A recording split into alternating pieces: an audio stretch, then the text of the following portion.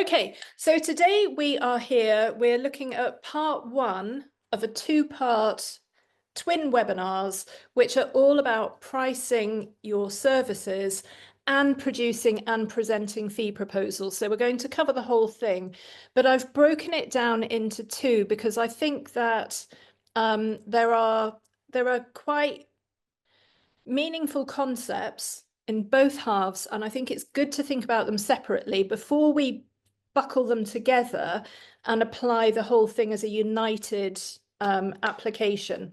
So today's webinar, we're going to be looking at charging methods and exactly how you choose to charge your services. I'm going to be talking to you about how you calculate your hourly rate and why I think that's important. Then I've got this favorite new theory, which is the Veblen strategy. And I want to talk about that aligned with value-based charging, because I'm hearing a lot about value-based charging, and I really want to get to the bottom of that. And then I am going to bring in at the end as a sort of separate item, but it's obviously part of this package, how you charge for procurement. So how you charge for the supply of goods and the supply of goods separately from your fee your design fees. So we'll wind up with Q&A. Now, webinar 2, which is at 1 p.m. next Tuesday, is then going to look at how you actually calculate your fees. So today we're looking at the method that you're going to use, and next week we're going to go through the process of doing it, of calculating your fee. I also want to talk to you about how you present your fees, both in paper and in person, to your clients. And I've got a whole list, as long as my arm, of lessons I've learned the hard way through practice. And what I'd like to be able to say is do this, don't do that, do this, don't do that. And then maybe you don't have to have the same experiences that I've had through my historical practice. So that's next week. So welcome and introduction to me. There are some people here today who've known me quite a long time, and we've worked together in different places. I have had a twin track career in interior design. I ran my own studio with a business partner, and we worked with high net worth individuals. We've had some fantastic clients. I've had some royal clients. I've had very sort of successful business clients, lawyers, that kind of thing. Parallel to that, I was director of KLC School of Design. And the things I think I'm proudest of from my time there was I wrote and defended the UK's first online interior design degree. So we were the first to ever get a degree validated to be delivered completely online. I also spent a year pretty much on secondment to Kingfisher, where I worked with B&Q and Castorama and different brands under the Kingfisher umbrella. And for example, I taught 3,000 employees kitchen design. So I've had a split career that has been between practice and between teaching. And so I do feel like I've got, from 25 years of that, I've got quite a lot to say on this subject today. Now I run various interventions with professional designers, helping them to polish up their businesses and to be as successful as they possibly can be. So I've got a masterclass called Bootcamp. I also run a free membership called Hot House. Bootcamp is about to run again. It's taking off for 2025 in a couple of weeks' time. And so I get to work at this beautiful nexus with creative individuals, but trying to apply a really sort of tight and solid business strategy to the way that they run their businesses.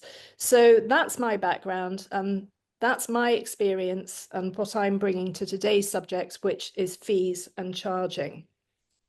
So these are the methods of charging that we're going to be looking at today. We've got hourly rate, fixed fee, percentage of contract value, value-based charging, retainers, and hybrid, which is essentially some combination of all of the above.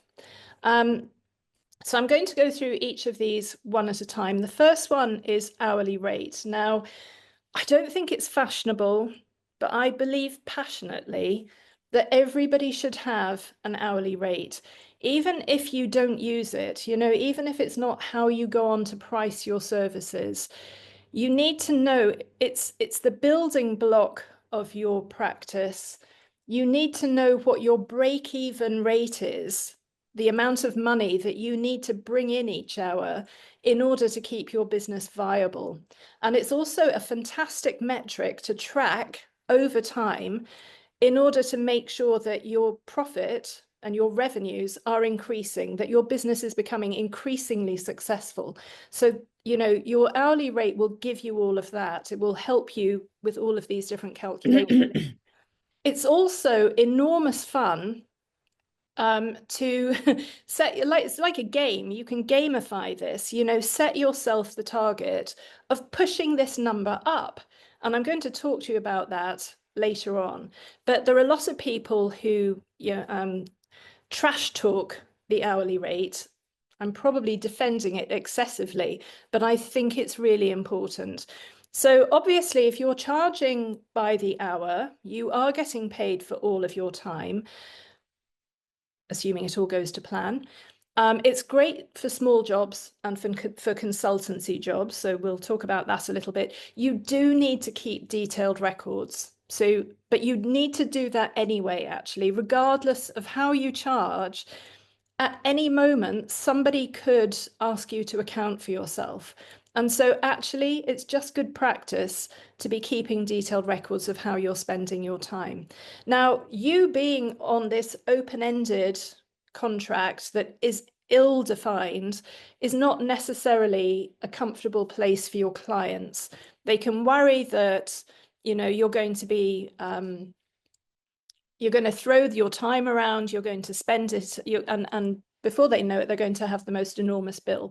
So it doesn't necessarily work out on longer projects, but it can be a great way to work with clients who are a little bit timid and just want to sort of eke things out a bit at a time. So hourly rate can be good for that. However, you can imagine it can be quite onerous for large projects, partly because you have to keep coming back and having the fee conversation. So many of these other ways of charging allow you to have the fee conversation once, agree it, and then move forward together without having to revisit that negotiation. So hourly rate is great for some things. And even if you are not using it, you should be calculating it. And I'll talk to you about how. Next up is a fixed fee. So fixed fee is when in the next webinar, I'm going to talk you through how you calculate your fixed fee. So we'll go through that in granular detail. But with a fixed fee, theoretically, you get paid for all of your time, as long as, this gets complicated, as long as you have accurately estimated how much time a project is going to take you, and as long as nothing unexpected happens along the way. Now, I think I'm going to talk about the unexpected things that could happen when I come to retainers. So I'm just going to put a pin in that for now.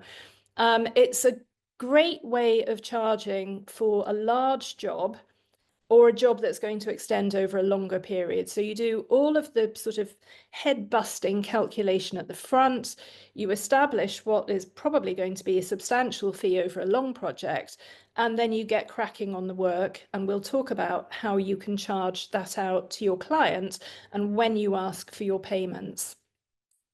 I'm coming back to monthly retainers. It can be staged payments it doesn't have to be monthly, but in this case, I'm talking about monthly retainers. And to some extent, it gives your clients security because they can have a level of confidence that they know how much the design element of the project is going to cost them. So they can embark with, everybody can relax into this situation. Okay, then we get on to percentage of contract value. Now, in fact, in my experience, this often works out, this way of calculating your fee often works out quite closely aligned to the fixed fee method that I've been talking about and that we will look at when we come to calculating fees next week. So percentage of contract value is when you tell your client that your design fee for the project, this has got nothing to do with supply of materials, your design fee for the project is going to be a fixed percentage amount of the overall expenditure on the project. Now, there are some complicating factors that come into that, but let's stick with that for now. Again, it's a knowable amount. So the client can know that if you're going to be charging them 12% of the overall budget for the entire project, then they can know how much that's going to be. It's contained. It's a contained amount of money. It can be a familiar way of working if your clients are accustomed to working with architects, for example. This is how they charge, and therefore it can be a sort of comfortable and understood way of working for your clients. It can be seen as incentivizing a higher spend. So this is going to come down to how much your clients trust you. So establishing your trustworthiness as a entity, as a business, really getting that front and center as part of the way that you market and present your business is going to help you when you come to presenting fees like this, where the higher the client spend, the more money you're going to make. So that is a question that can be applied to this way of charging. But of course, I would say the majority of us, that isn't our intention. We just want to make sure that we get fairly paid for the work that we're doing, and we do our best work. This must be, again, you need to know how much time you're spending on your project. So I'll keep coming back to this. Regardless of which method of calculation you choose to use, there should be timesheets running alongside. You should have an awareness of how much time each stage of a project is likely to take you. Now, we're going to talk about the time element as well next week.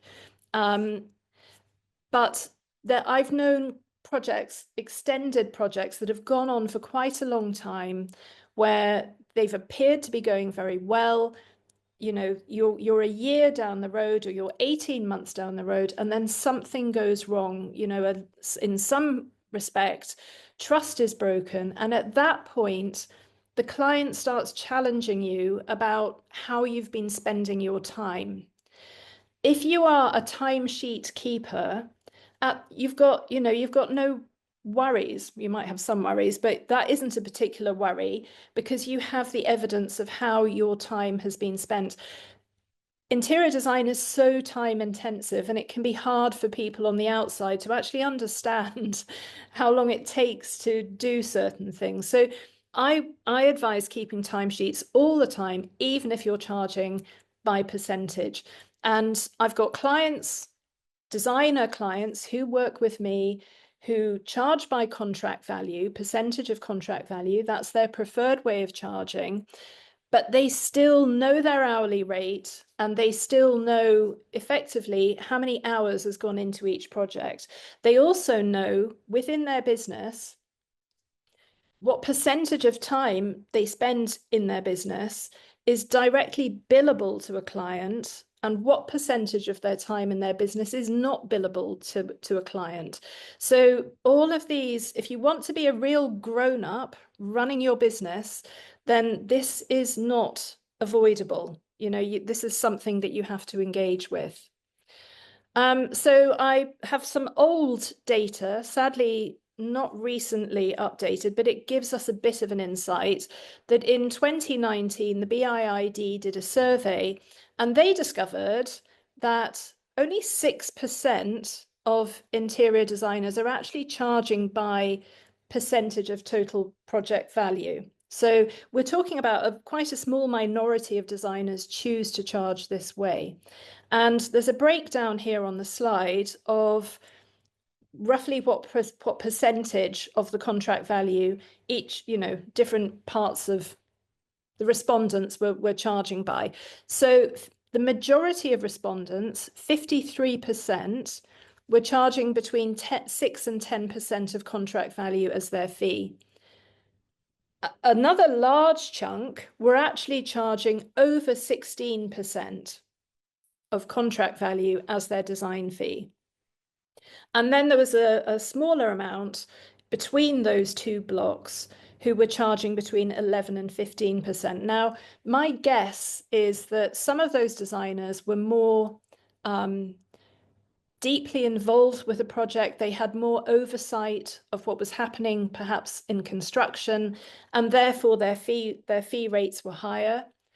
Other designers perhaps were less involved in construction, and maybe they were the ones who were charging the slightly lower percentage. So some of these fees would include a deeper involvement with day-to-day of construction and that kind of thing, and others would have been more on the decorative side. So there's a bit of a spread probably within these figures.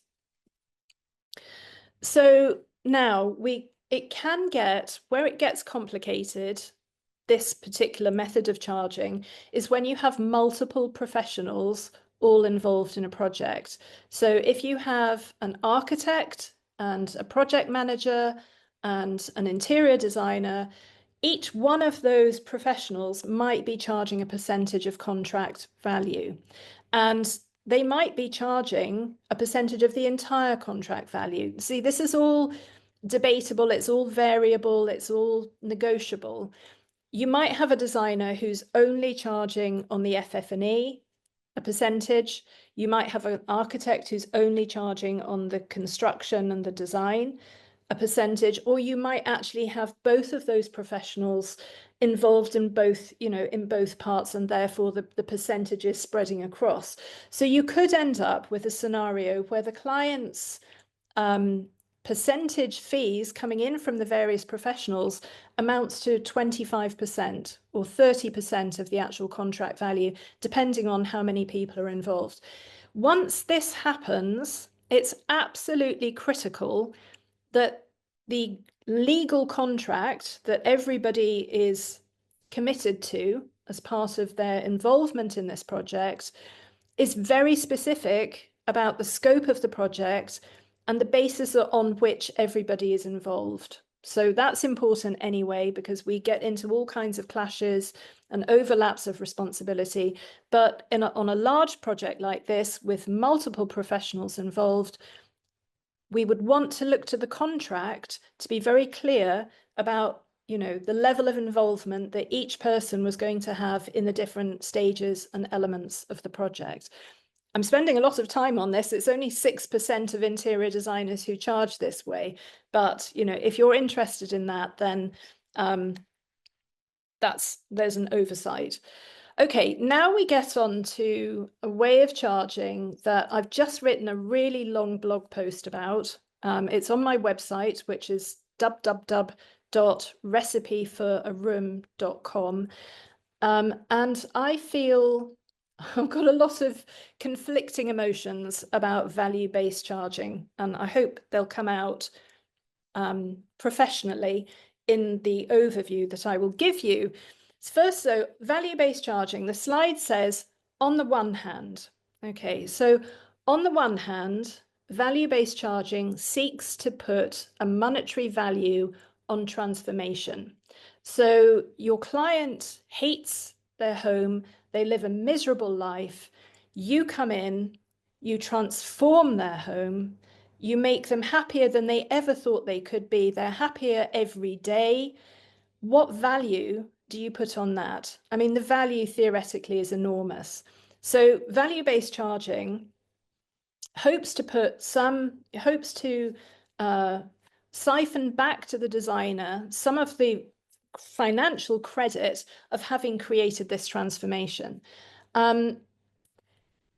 It also recognizes the designer's experience. So if you have, so the argument here is that a time-based charge doesn't recognize your years in the job, doesn't recognize your knowledge and your experience and your talent.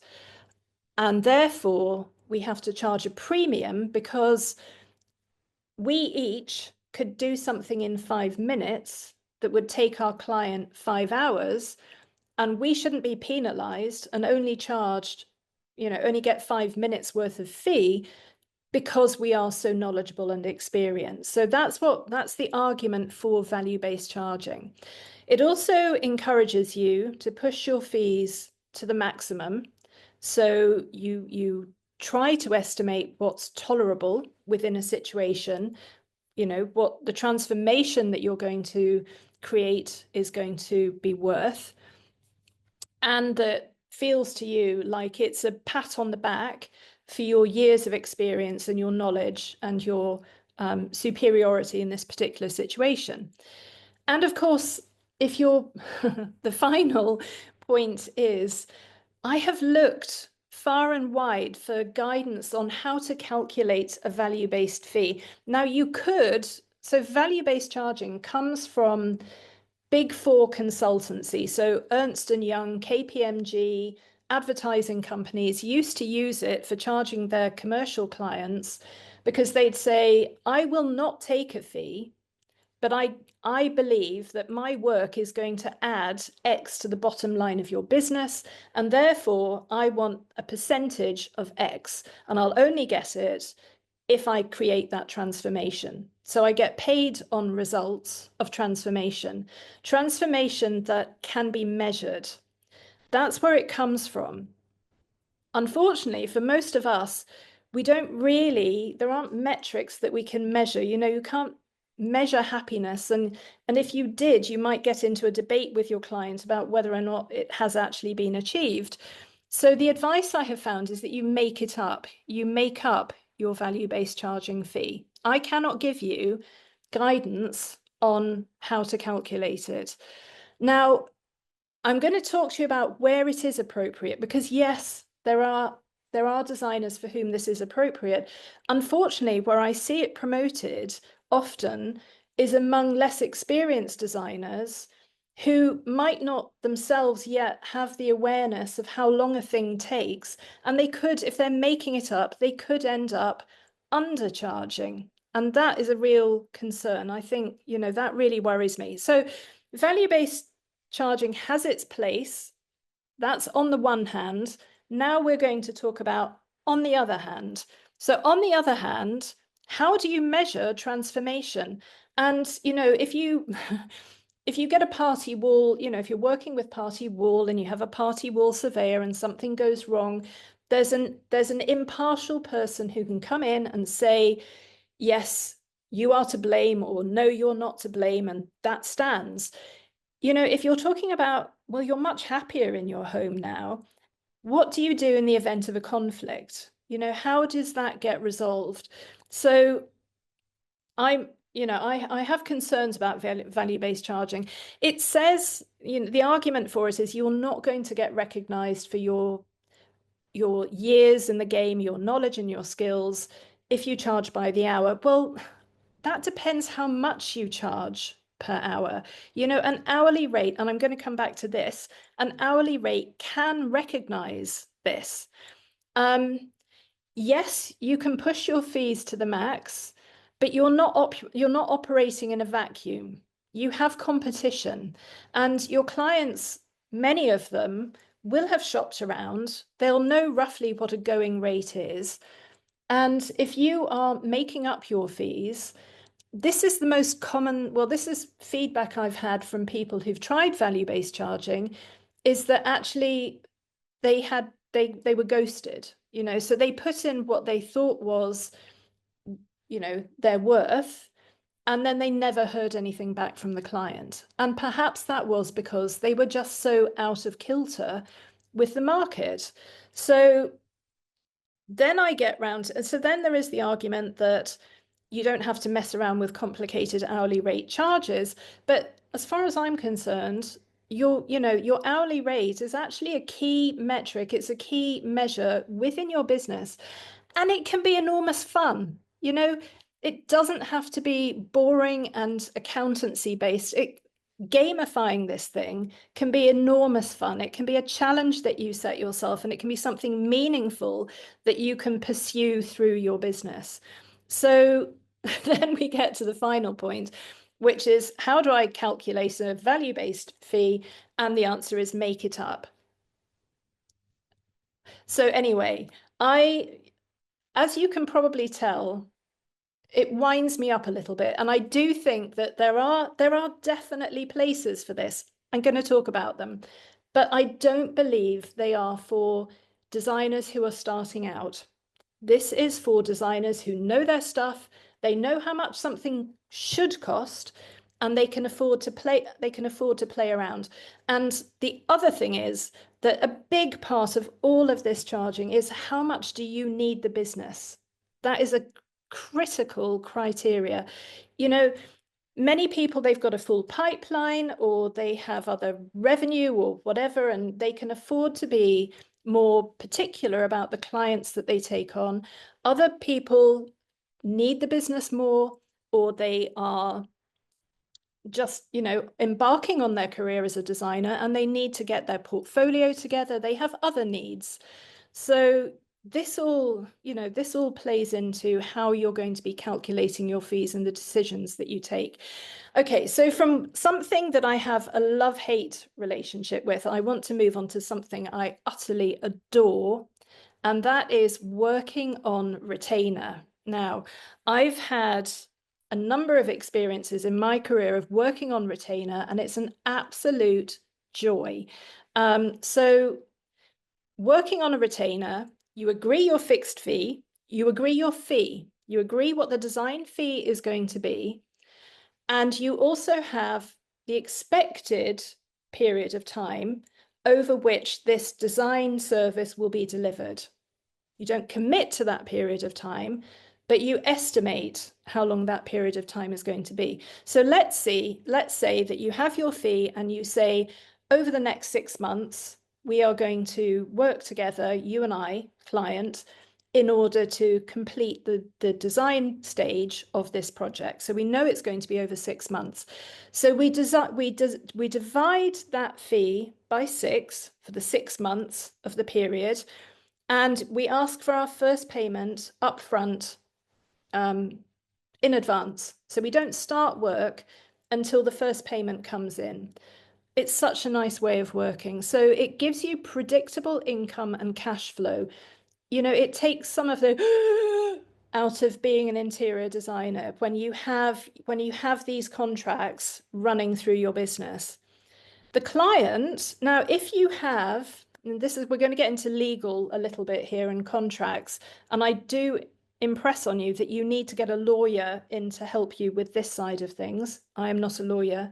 But if you have some kind of break clause, if you have a contractual severance clause within your contract where either party could choose to terminate the contract, then if you don't perform, if your design is not satisfactory, your client would have the right, if it was in the contract, to terminate the contract, as would you if you felt that this contract was not optimal for you, was not working for you. So yes, there is the slight jeopardy working this way, that things could end against your will. But when you work this way, it means that the client is paying for a month's worth of work. They know that they're going to owe you the full amount, but they don't have to pay the full amount up front. So everybody can feel a little bit more relaxed about this way of working, assuming it goes well. You get reduced admin because everything's agreed. If the client doesn't pay at the beginning of the new month, you can get in touch with them and just in a very gentle way make it clear to them that the continuation of the project it'll recommence at the point that the payment is received. So you're not doing work for which you haven't been paid, and if the client doesn't pay, then you're not working. Happens very rarely. Now, I want to talk about a specific element of this, because I've had retainers that have been ostensibly for a duration of a project, and yet it's quite evident halfway through that the project isn't going to get completed in the life of the contract. Something has happened, and that project is no longer going to fit neatly in that time box. This is where your client management comes into play, because you are tracking the progress of the project. You know that things have, you know the moment at which real life and the actual timeline for the project have separated. And at that point, you start having conversations with the parties that are involved. If it's the case that it's the client who can't make a decision, then you could talk to them about extending the time so that they could have more time for their decision making. If there's something else going wrong with the project, then we're alerting the client to it. But I have successfully negotiated extensions to contracts of this nature by being alert to what's going on and carefully managing the different parties. Now, so there was one contract, I extended it 4 times in this way, because the client couldn't make decisions and actually wanted the extra time. So retainers are fantastic. Now, someone has just started a pneumatic drill outside. Are you guys still able to hear me? Is it all coming through okay? Yeah, okay, cool. Right, so hybrid is basically some combination of all of the above, and we're going to look at how that might apply. I think I'm probably banging on far too long. Okay, so here is the REBA, well, this is the BIID's version of the REBA plan of works, which is how the design process, this is what the design process looks like if we break it down into stages. And we have different ways of charging for the different stages. So the hybrid is where one way of charging is appropriate for one stage, but a different way of charging might be appropriate for another stage. So if we're looking at a small job, then perhaps we are just going to stick, there's no, the work that is involved in calculating a fee is enormous. You need hours to calculate a fee. It might not be worth getting into all of that for a small job, and maybe we just stay on an hourly rate. So you're going to discuss that with your client accordingly. I always charge for that preliminary meeting. It helps separate the vexatious from the genuine. So that's something I would encourage you to do. And of course, that's at my hourly rate. Then on a small job, the actual design bit might be done on an hourly rate as well. So maybe by the hour, or maybe by blocks of hours. So maybe you have some package that you sell to your clients where they can buy a block of 10 hours or 20 hours to help with just such a small project as this. On a larger job, we might start to pull in more of those different ways of charging. We're going to look at actually building a fee proposal next week. But in the pre-design stage, we still have the hourly rate. During the design stage, we could be charging by the hour. We could have a fixed fee. We could have a percentage of contract value. Of course, we could be doing value-based charging. Can't tell you how to calculate that. And then as we get from construction and into snagging, we still have the same opportunities to charge using hybrid ways of charging. Things like construction, once a project moves out of your control, it can be quite nice to go onto an hourly rate, because then if the unforeseen happens and you're still attending site visits 6 months beyond what was expected to be the end of the project, if you're on an hourly rate, you're still being paid. Whereas if you've set a fixed fee for that, you're going to have to be carefully managing your client and renegotiating as you go because of the change in the situation. So different parts of the design process call for different fees. I'm going to talk to you about procurement, not just yet, in a minute. which is how we actually charge for supply. And that is going to be percentage markup or retail price, but we'll come back to that. So the BIID survey found that the majority of designers use hybrid. So they cherry pick different ways of charging and put them together in a bespoke package for their client, depending upon the client's needs. Apart from that, 18% were charging by the hour, 21% were charging a fixed fee, and 6% were charging by percentage of contract value. This, and I think that leaves 4% who were charging some other way, which I think I have put on the slide. Now, this was taken, this survey is now 6 years old, so things may have changed. Perhaps there is a swing to value-based charging. I'm a bit hung up on that. Maybe not. I think this is probably more or less how it works. So your hourly rate calculated, I have got, I think many of you have already seen it on my website, www.recipeforaroom.com. Under courses, I think, under the tab courses on the menu, there is a free mini course, which is how to calculate your hourly rate. And there is a live spreadsheet. It's an Excel spreadsheet that is in there that you can amend for all the overheads of your business and the profits that you want to make.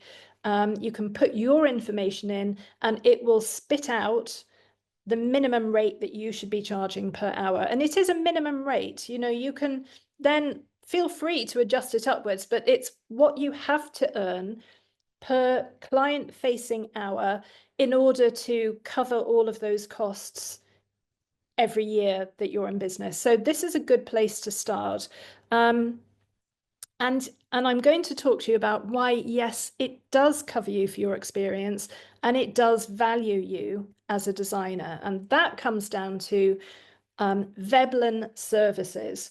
So a Veblen good is a product that the more expensive it gets, the more people want it. Okay, so when you put the price up, it just gets more attractive. So the iconic image is of the Birkin bag, which seems to have infinite sort of elasticity in its pricing. But, you know, the world's greatest hairdresser, a famous fitness trainer, a business, you know, a Tony Robbins type business coach, the more expensive these people get, the more people want to work with them. And designers like Kelly Wearstler, Kelly Hoppen, Amber Lewis, you know, they're all designers who would be benefiting from this effect. This is where I think hourly rates are great fun, because we can think about how to position our business to be most attractive to high net worth individuals. Now, obviously, I'm talking to residential interior designers here, but there are, you know, there's a list of factors that will determine how attractive you are. And they will be how scarce and exclusive, so we've got them here. Number one, how scarce and exclusive your business appears to be. So I only take 4 projects per year. If you're lucky, you might be one of them. I'm fully booked until June, but I have space in September to start a new project. Let me know if you'd like to be that person. The entry level fee for my design services on this type of project is £100,000. You know, so anyone who has upwards of that, please get in touch and I'd be delighted to help you. You can amplify your brand prestige. So you can make your brand appear more and more attractive, more and more luxurious, more valuable. You can establish your authority and your thought leadership.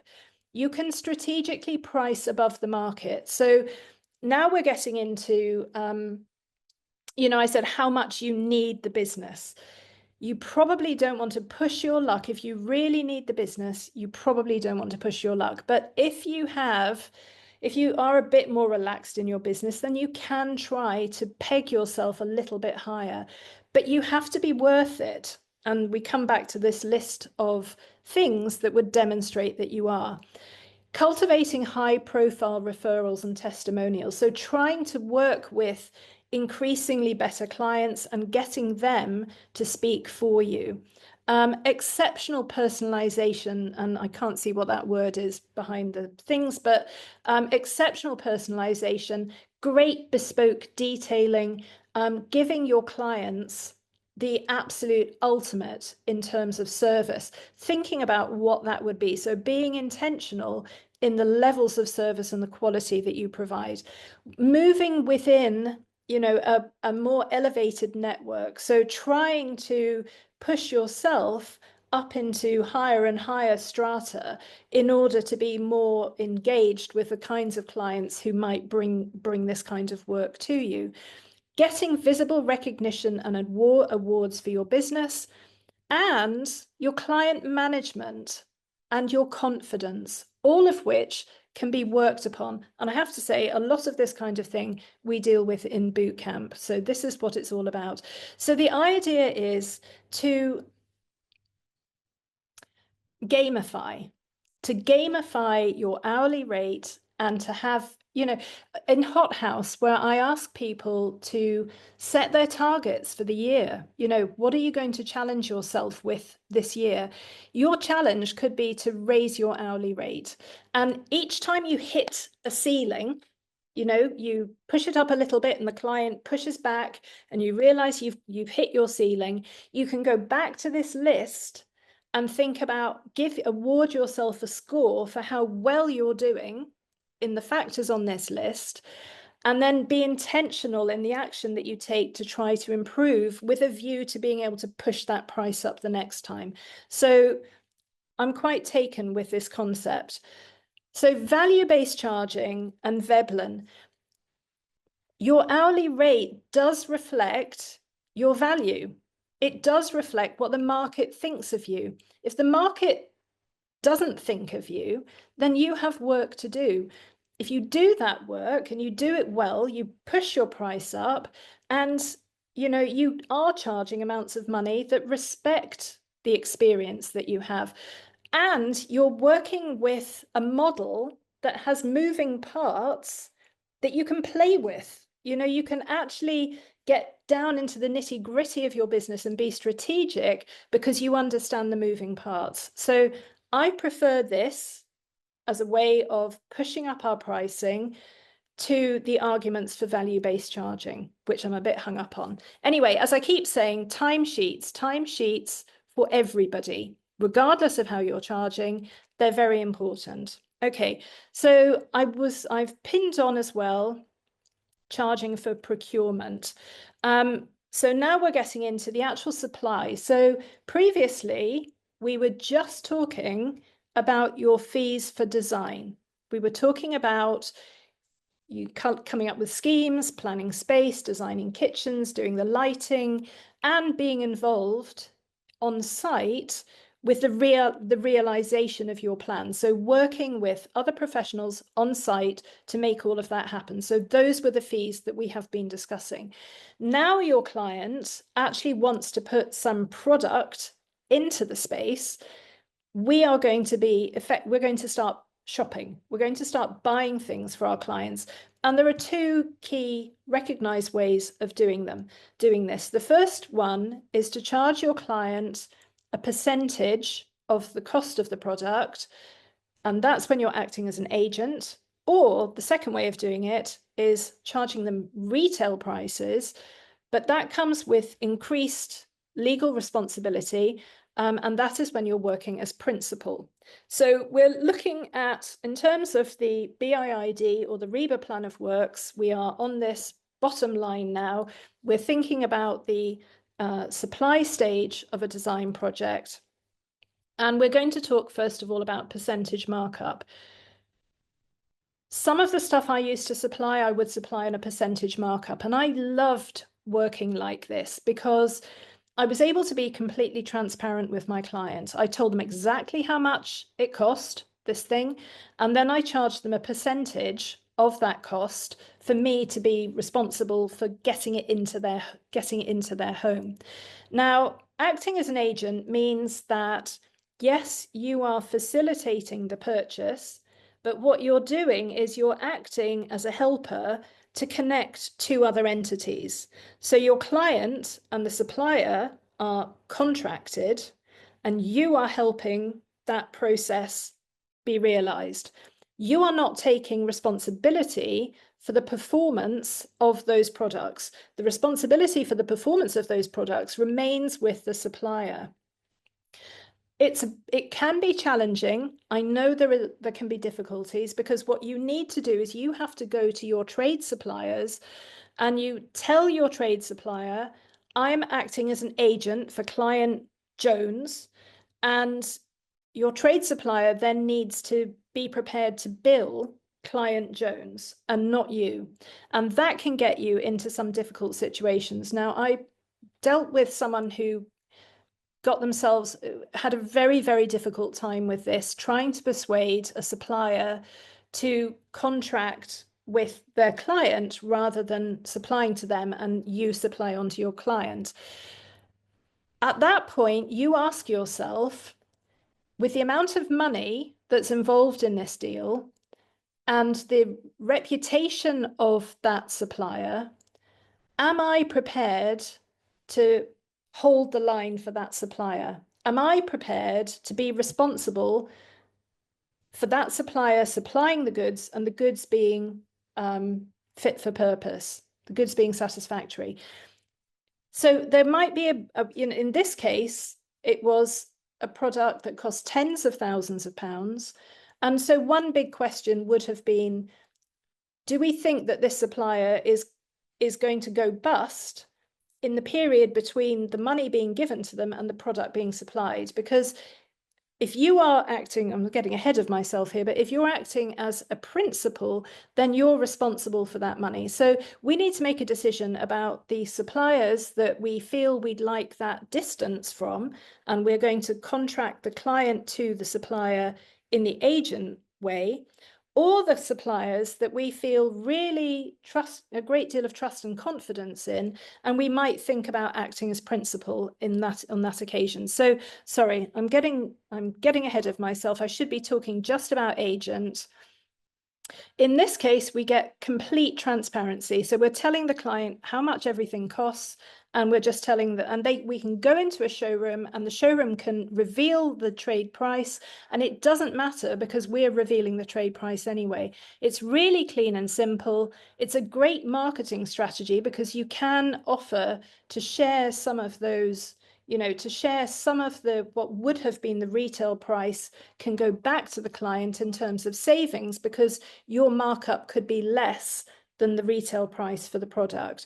So I have very successfully sold into big projects on the basis of my fees actually at the end of the day, being bound up in the savings that the client is going to make when it comes to the point of procurement. So, ways of representing this. It does mean that you aren't going to make as much money, probably, because your markup probably will be less than you would have got if you had charged full retail. So what about charging full retail? This is when you act as principal. You stand in front of the trade goes on behind you. The contract is between the client and you contract separately for the purchase and then pass it on to the client. At the point that a business that you're buying from has financial difficulties, if your client has paid for the product, you owe them the product, even if the supplier is no longer in a position to supply the product. So if you're going to be working as principal and you're going to be supplying as principal, contracting directly with your client, you need to have 100% confidence in the products that you are fronting. It's higher profits because the spread is normally greater and you capture the entire spread. It's the traditional interior design model. You can, if you rely on, for the purposes of your business revenue and your business profits, if you're relying on making these sales, then if the client doesn't follow through and make the purchase with you, then you are out of pocket. You know, you are vulnerable to lost sales. So this is something in this massive, great decision matrix that is how to charge. That is another consideration. Now, most designers would operate a hybrid model here. So they would choose to work as an agent, perhaps with the majority of goods that they supply, but there might be some trusted collaborators, some trusted businesses that they work with regularly, where they are happy to say, this product comes from my company, I am the supplier, could be the curtains, could be some elements of the furniture, you know, but I'm prepared to take responsibility for the quality here. And where you have a good degree of confidence that in the event that something goes wrong, your partner business will cooperate with you in making sure that at the end of the day, there's a satisfactory outcome. So that is acting as principal and acting as agent. Now, contracts, if you're working, you need to have this all sorted out legally, contractually. So there are businesses, I'll mention next week actually, there's a law firm that works with the BIID who can help you out with your contracts. They are also responsible for the BIID contract that you can buy to use as an interior designer, but your contract is going to discuss whether you're working as an agent, whether you're working as a principal, and you might even have a procurement agreement or a procurement policy that would explain that to your clients as well as part of the information that you share with your client about the ways that you work. That's for a different discussion. Okay, so next week, I am going to be talking about the information that we need to gather from our clients in order to create the fee proposal, how we calculate the fee proposal, how we present the fee proposal, and the lessons I've learned through my career as an interior designer that I would love you never to have to go through the pain of, so I will share those with you as part of that presentation. So that takes us on to Q&A. Does anybody have anything they'd like to ask about today's presentation? Hi, Julia. It's Timna. Hi, Timna. I guess the kind of fine line between fixed fee, value-based charging, and retainers, because they all involve a similar sort of bucket umbrella. And I suppose the difference that fixed fee, you gain your fixed fee from a very distinct hourly rate or daily rate and a prediction of how long it's going to be. Yes. Where value-based pricing, I know you don't like, is like kind of, you know, plucking it. But I don't think you are plucking it from the sky, because I think the idea is that you, like you say, for more experienced designers, you value, you know what your value is. I love the idea of retainer. I have used something similar in the past for design management, and actually opposite to what you said about using hourly rates for that, I've found in the past that clients get very twitchy by about the sort of third, fourth, fifth month in of build, and every month you're billing them for this sort of unknown quantity, and as a designer, I'm always kind of like, oh my God, I can't even send this invoice. They're just gonna like be so shocked at how much time, and they're not gonna, you know, believe it. So actually what I've done in the past is done fixed fee for. Sorry, was that you? Were you saying retainer with that last bit, Timna? Yes, well, I suppose because a retainer is let's just chat about this on day one. Day one, we're going to run for 6 months, and each month I'm going to charge you £5,000 and you're going to pay that in advance. And the client goes, great. And so January, February, March, April, May, every month you send an invoice for £5,000 and the client pays it. And it was all agreed. And it's just doing what you agreed. You know, if the challenge there, the degree of difficulty there is managing your client. is, keeping the client on board with the progress of the project. That is the difficult bit. And that You, is are you talking about for build, or you talk about from the very beginning from of the the, very beginning. So because I've used it for the build process is what I'm saying. So sort of okay. Yeah, yeah. the fixed fee for the, build's going to be 4 months, did a fixed fee, and then Yeah, yeah. similar sort of thing, then invoiced monthly divided by 4, Yeah. and then anything that goes on beyond that, you're still paying that incremental amount. So still acting like a retainer, because for every month that goes on, that same incremental fee of the over. Right. So basically you're then on a monthly wage. But I just wondered, what I was going to ask you was, because that saves it if the build goes on longer, which often it does, then it just means that you're still getting paid. But what I was wondering about with the percentage of the contract is that can change. So it'll be from the beginning of the. No, so you would have an estimate at the beginning of what the contract was going to be, and you would make your estimation of your fee based on that amount of money. If the client partway through decided that they were going to move from IKEA sofas to George Smith, your fee wouldn't go up. You would still have your, I mean, you could negotiate it higher, you could, but the idea is to have some idea of the contract value at the beginning, which is how you're setting your fee for the project.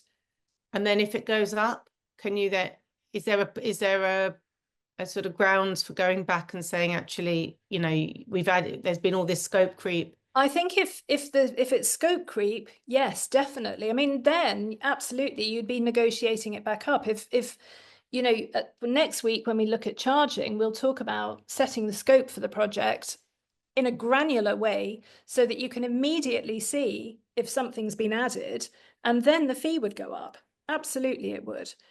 But if they've just decided to spend more money on the sofas, but they're still buying 3 sofas, I don't know that that's justification for a percentage fee going up in terms of your design.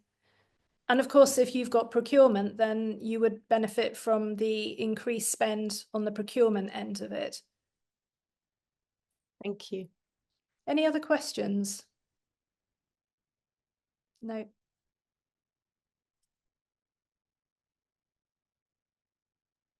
I think that's really good, Julia. And actually, I know that how useful that retainer is, particularly if you're working for clients who haven't used interior designers before, because it gives them clarity. And the charging hourly and submitting your timesheets, I found from bitter experience, it just opens you up to them nickel and diming with you. Yeah. So I think that retainer is really, really good. I mean, obviously you base everything on your hourly rate, so how you're arriving at your figures, but it's a really good way of working, and then everyone's clear.